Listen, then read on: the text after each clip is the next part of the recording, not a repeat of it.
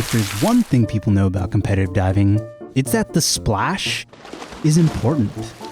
The perfect dive will have the smallest splash, like this highest scoring Olympic dive ever by Matthew Mitchum from 2008. But it's not just this that determines the splash.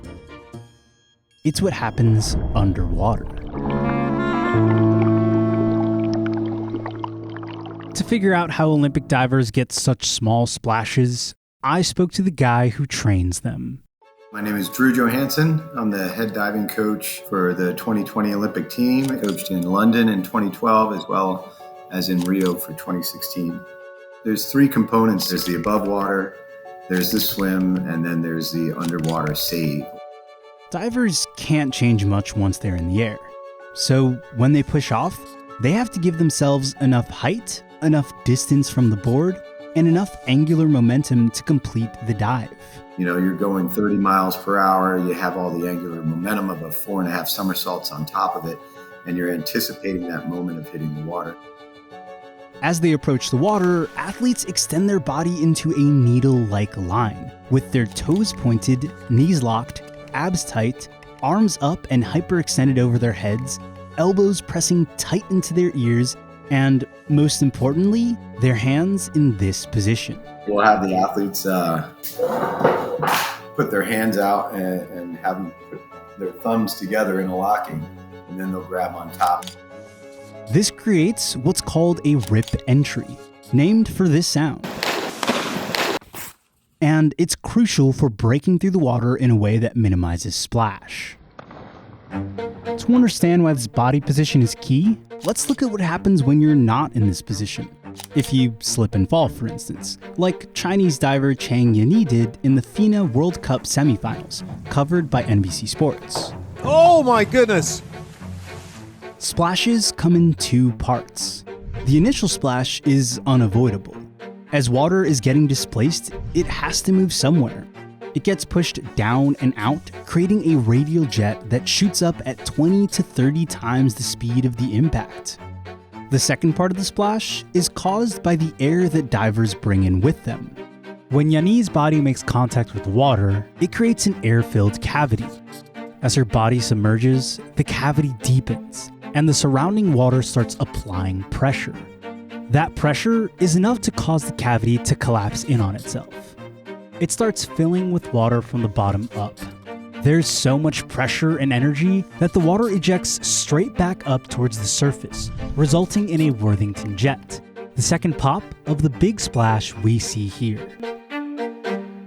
This large splash earned Yanni a scratch dive, 0 points. Just a day later, Yanni was able to create the total opposite, a tiny splash, thanks to that hand position and her controlled and rigid body. This dive scored 73.5 points.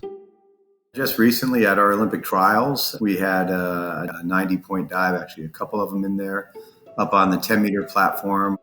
Like this dive by Team USA member Jordan Windle, which scored 96 points. As his flat palms make contact with the water, they push it down and out. He still gets that initial unavoidable splash, but it's tiny. The flat hands create a cavity that's just wide enough for his body to pass through.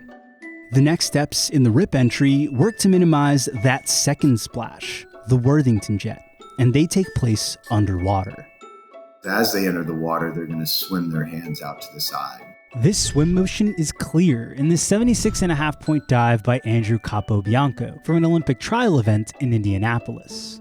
It moves some of the air brought into the water away from the center, breaking the air cavity into smaller bubbles. You'll see two white bubbles out to the side of the hole that the athlete went in. Well, those are the swim bubbles. And then the final component is another somersault that's created underwater that also will trap the air that comes into the water and prevent it from coming up through the same hole that it went in, and delays it from coming back up, and that's what reduces the splash as much as possible.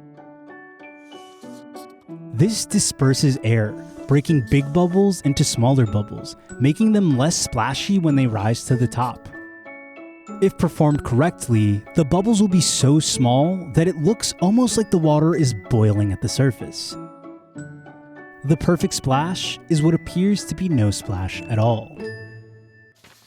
There's no official rules on splash size in the FINA rulebook, but judges do use it to impact scores. It'll fall under the category of overall impression. The judges will look at the technical elements, and they have the leeway in our subjective sport. And when the dive has that exclamation point on the end of it, it does bring the scores up, and it is within the rules for the judges to do that.